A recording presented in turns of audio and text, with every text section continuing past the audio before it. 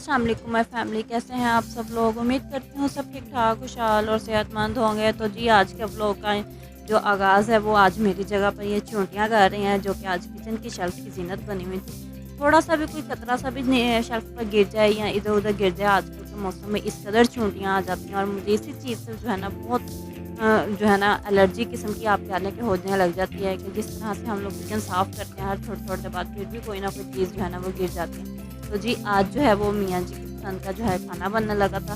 सोचा आप लोगों के साथ भी रेसिपी शेयर कर लूँ। बहुत मज़ेदार किस्म की ये बनती है। पता नहीं आप लोगों के एरिया में जो है वो ये खाई जाती हैं या नहीं, लेकिन हम लोग तो ये बहुत शौक से खाते हैं। और इन्हें बोलते हैं बड़ियाँ। मूंग की दाल की ये जो बड़ियाँ हैं इन्हें हम लोग पहले फ्राई करेंगे। बहुत थोड़ा सा मैंने ऑयल डाला है और उस ऑयल में जो है मैं इसको इस तरह से फ्राई कर लूँगी। एक तरफ से ये फुली फ्राई हो जाएंगी और जैसे ये फ्राई हो जाएंगी हम लोगों ने इन्हें फौरी तौर पर बर्तन से निकाल लेना है, क्योंकि ये जब तक बर्तन में रहेंगी ये ज़्यादा रोस्टेड होती जाएंगी।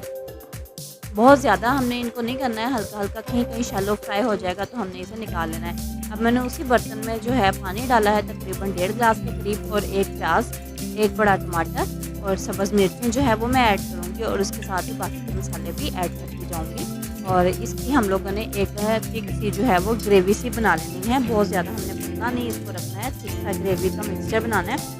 और पानी में ये सब चीज़ें पकाने का मकसद ये है कि हमारा प्याज और टमाटोज जो हैं वो अच्छे से गल जाएं।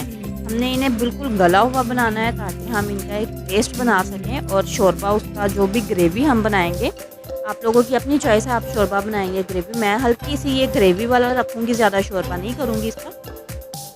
तो जी इसमें जो है मैंने सब्ज़ मिर्चें भी ऐड कर दी थी। उसके बाद नमक, रेड चिली पाउडर, हल्दी, गरम मसाला और जो है ना कलौंजी और चिकन पाउडर, ये सारी चीज़ें मैंने इसमें ऐड करके अच्छे से इसको मिक्स कर लिया है। अब मैं इसे पकने के लिए रख दूँगी तकरीबन 5 से 10 मिनट के लिए, ताकि प्याज अच्छे से गल जाए। जब प्याज गल जाएगा तो हम इसे चॉपर में डाल लेंगे और इसको मिक्स कर लेंगे, ब्लेंड कर लेंगे। अगर आपके पास चॉपर मौजूद नहीं है इस तरह का तो आप कोई मसला नहीं है, आप जो ब्लेंडर होता है आपका आप उसमें इसे ऐड करें और उसको भी अच्छे से ब्लेंड कर लें ताकि एक पेस्ट सा बन जाए। इस स्टेज पर अगर आपको मेरी वीडियो पसंद आ रही है तो इसको लाइक और शेयर ज़रूर कर दीजिएगा। कमेंट बॉक्स में अपनी सजेशन भी दीजिएगा। अगर मेरे चैनल को आपने अभी तक सब्सक्राइब नहीं किया है तो सब्सक्राइब कर लें, क्योंकि आगे चल के आप लोगों को बहुत मज़े मज़े की रेसिपीज़ मिलने वाली हैं, बहुत अच्छे अच्छे आपको व्लॉग्स मिलने वाले हैं। और वो उसी सूरत में आपको नोटिफिकेशन मिलेगा अगर आपने मेरे चैनल को सब्सक्राइब किया हुआ होगा और बेल नोटिफिकेशन को प्रेस किया होगा। तो जी हम लोगों ने इसका पेस्ट बना लिया है चॉपर में, और अब इस पेस्ट को जो है वो हम लोग भून लेंगे। अच्छे से हम लोगों ने भून लेना है, कोई ज़्यादा ये मुश्किल काम नहीं है। रेसिपी ये बहुत आसान है। बढ़िया, वैसे लोग मोस्टली जो विलेज वाली साइड पर हैं वो लोग घरों में भी बनाते हैं, लेकिन हम लोग शायद घर में नहीं बना पाते इस तरह से। तो इस वजह से जो है बाज़ार से बनी बनाई पैकेट में हम लोगों ने ले लिया। आप लोगों को पता है पिछली दफ़ा मैं जब फैसलाबाद गई थी तो इम्तियाज़ पर गई थी और इम्तियाज़ से जो है ना ये पैकेट बना बनाया बहुत मज़े की ये बढ़िया होती हैं। और मुझे तो ये पर्सनली बहुत पसंद थी ही, लेकिन हस्बैंड को भी ये बहुत ज़्यादा पसंद आई हैं। 1-2 दफ़ा मैंने बनाई है पहले भी, तो ये हस्बैंड को भी बहुत ज़्यादा पसंद आई थी। इस दफ़ा स्पेशली रिक्वेस्ट करके उन्होंने कहा कि बढ़िया लेनी है और घर जाके बनाएंगे। तो आज इनकी बारी आ ही गई आखिरकार, तो सोचा क्यों ना आज आप लोगों के साथ भी इसकी रेसिपी मैं शेयर कर लूँ। तो जी हम लोगों ने 2 चम्मच इसमें ऑयल के डाल दिए थे और इस मसाले को हम लोगों ने अब भून लेना है। इसको हम लोगों ने अच्छे से भूनने के बाद इसमें आलू ऐड कर देने हैं। आपकी अपनी चॉइस है, आपको आलू पसंद हो तो आप ऐड कर लें, अदरवाइज़ रहने दीजिएगा।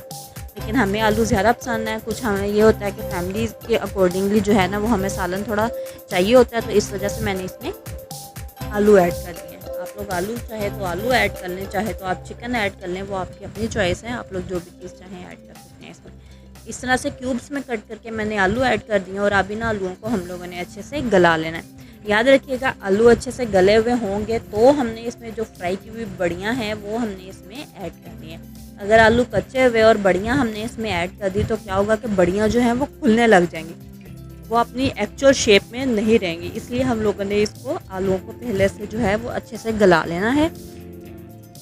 हल्का सा पानी का छींटा लगा दिया तकरीबन आधा ग्लास, ताकि आलू गल जाएं। अब इसके ऊपर ढक्कन दे के हम लोगों ने इसको तकरीबन 5 मिनट के लिए पका लेना है और 5 मिनट के बाद जो है ना वो आलू बहुत अच्छे से गले हुए होंगे।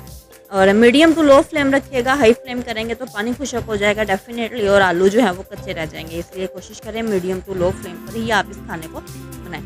तो जी यहाँ पर बढ़िया मैं इसमें ऐड कर रही हूँ और बढ़िया ऐड करके हमने बहुत आहिस्ता आहिस्ता से इसमें चम्मच हिलाते जाना है। अभी आपको वीडियो में थोड़ा फास्टली नज़र आ रहा होगा क्योंकि वीडियो को थोड़ा सा फॉरवर्ड किया हुआ है।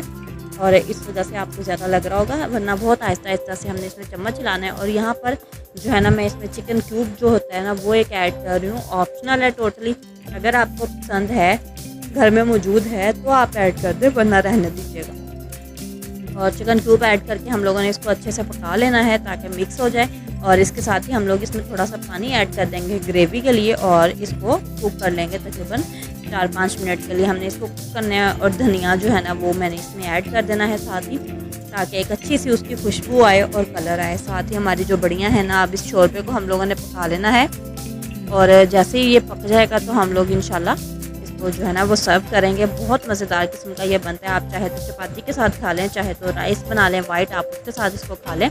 ये बहुत मज़ेदार किस्म का बनता है। और अभी इसको हम लोग पकाएंगे। आप देख सकते हैं बड़ियों का साइज़ थोड़ा सा बड़ा हो चुका है। धनिया मैंने इसमें ऐड कर दिया हुआ है और ये बिल्कुल रेडी होने वाला है, तकरीबन अपने लास्ट स्टेजेस पर है। तो जी बड़ियाँ तो बन चुकी थी, तो सोचा क्यों ना आज हम लोग साथ में पास्ता भी बना लें, जो कि हस्बैंड को ख़ुद भी पर्सनली बहुत पसंद है। और मुझे भी आज सुबह से शायद क्रेविंग हो रही थी बहुत ज़ोर से कि मुझे कुछ इस तरह की चीज़ खानी है, तो सोचा आज पास्ता बनाती हूँ। और बिल्कुल डिफरेंट तरीके से ये रेसिपी है, आप लोग ज़रूर इसको ट्राई कीजिएगा। इतनी आसानी से बना और मैंने इसको खुद बनाते हुए बहुत इंजॉय किया। हल्का सा मैंने इसमें ऑयल डाला है और आधा जो है ना वो मैंने प्याज बारीक चॉप किया हुआ, जो है ना हाथ से चॉप किया हुआ, अपने ब्लेंडर में इसे चॉप नहीं करना है वरना ये पेस्ट बन जाएगा। तो हम लोगों ने चॉप किया हुआ प्याज इसमें डाल दिया। जैसे प्याज जो है वो थोड़ा सा ट्रांसलूसेंट सा होना शुरू हो जाएगा, हम इसमें टोमेटो पेस्ट ऐड कर देंगे। टोमेटो पेस्ट आप देख सकते हैं मैंने काफ़ी ज़्यादा क्वांटिटी में ऐड किया है। मेरे पास फ्रीज़ किया हुआ क्यूब था, तो अगर आपके पास फ्रेश टोमेटोज़ हैं तो तकरीबन 4 जो है ना वो बड़े साइज़ के टोमेटोज़ का आपने पेस्ट बना लेना है और वो आपने इसमें ऐड करने हैं। कट किए हुए टोमेटोज़ आप इसमें ऐड नहीं कीजिएगा, पेस्ट ही आप ऐड कीजिएगा। अच्छा, यहाँ पर जो है ना वो मेरे पास फ्रीज़ किया हुआ था, तो मुझे थोड़ा सा पानी का छींटा लगाना पड़ा है। अगर आपके पास फ्रेश पेस्ट बना हुआ है तो आप पानी का छींटा चाहे इसमें ना लगाइएगा। और इसके साथ ही जो है ना मैं बाकी की चीज़ें ऐड करती जाऊँगी। चिकन क्यूब मैं एक इसमें ऐड करूँगी, ये लाजमी आपने इसमें ऐड करना है, इससे बहुत एक अच्छा सा स्ट्रॉन्ग सा फ्लेवर आ जाएगा। और जो पास्ता मैं बना रही हूँ इसमें मैं कोई वेजिटेबल ऐड नहीं कर रही हूँ, कोई चिकन नहीं ऐड कर रही हूँ, सिर्फ मैंने ये सिंपल सी 2-4 चीज़ें जो घर में मौजूद होती हैं वही ऐड करूँगी। और चिली सॉस मैंने इसमें ऐड किया है तकरीबन 2 चम्मच के बराबर। और साथ ही मैं इसमें सॉल्ट ऐड कर दूँगी।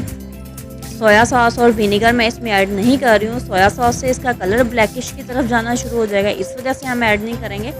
और विनेगर जो है ना वो मुझे तो थोड़ा सा खटास वाला है, उसमें फ्लेवर लगेगा, इसलिए मैं उसको स्किप कर रही हूँ। बिकॉज इसमें ना तो मैं चिकन ऐड कर रही हूँ ना बीफ ऐड कर रही हूँ, तो इसलिए मैंने उसको स्किप इजीली कर दिया है। अगर आप चिकन ऐड कर रहे हैं तो हल्का सा इसमें विनेगर ज़रूर ऐड कर दीजिएगा।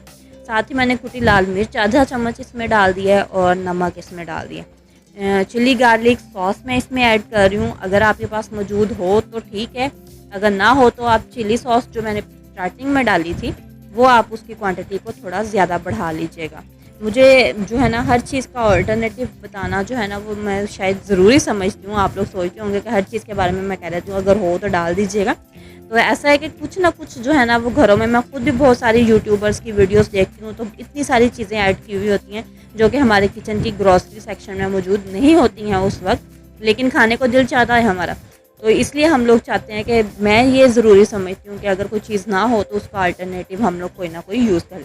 तो जी यहाँ पर मैं एल्बो मैक्रोनी यूज़ कर रही हूँ। कोई भी पास्ता हो आप वो ऐड कर दीजिएगा। 2 कप मैंने इसमें ऐड कर दिया है पास्ता। साथ ही मैंने इसमें केचप भी ऐड की थी तकरीबन 2 चम्मच के बराबर।